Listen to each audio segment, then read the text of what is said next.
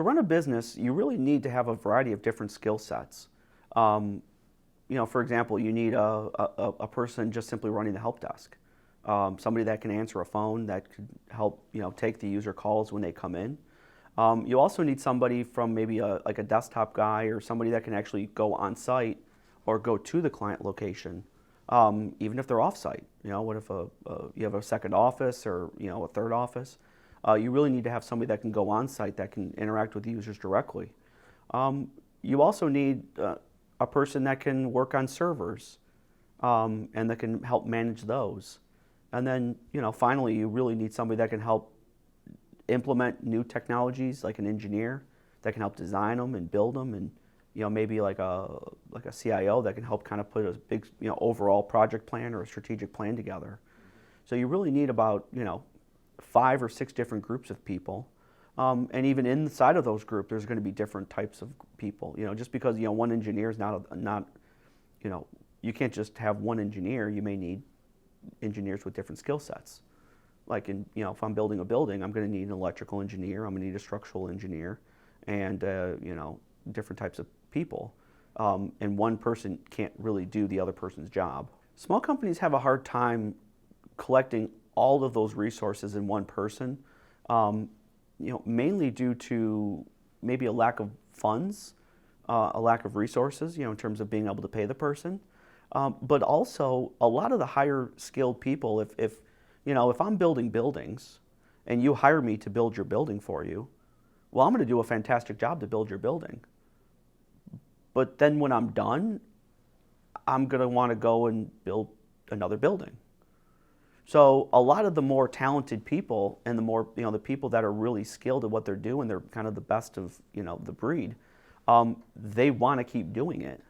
And so a lot of the smaller companies, even up to, 250 or even more people, they don't have enough growth, they don't have enough excitement inside of that company to really keep them busy and to keep them kind of challenged. Depending on the size of the IT, most of the salaries for IT range from 50,000 maybe for like a desktop technician or something, up to easily 120 to 140,000 for a really skilled data architect.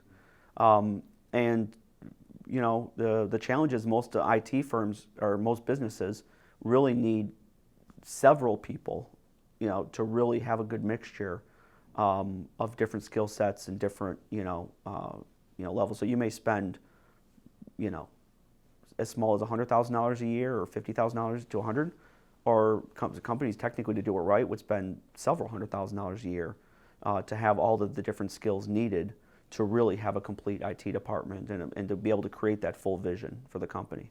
A lot of companies outsource their IT to a third party.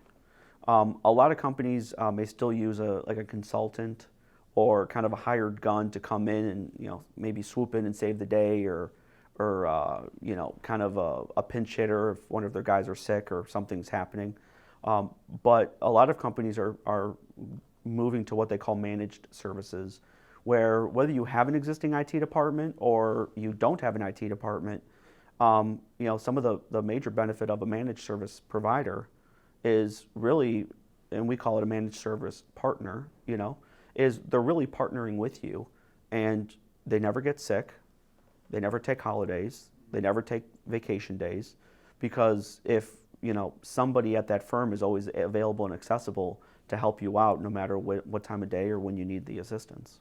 Some of the things to consider is when you're working with a third-party vendor is you definitely want to make sure that you check their references, but not only would you check their references, but you should also take a tour of their facility or maybe one of their data centers, talk to some of their engineers that work for the company, but more importantly, look at the work that they produce.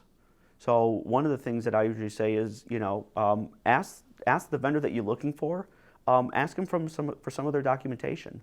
Now they can blank out passwords and all the sensitive stuff, but just try to get a sampling of how good they are, the types of reports that they create, the type of information that they can produce, and really see that if it's up to your level of satisfaction, to make sure that they're going to provide you the same good result that that they did for somebody else. Make sure you're happy with it.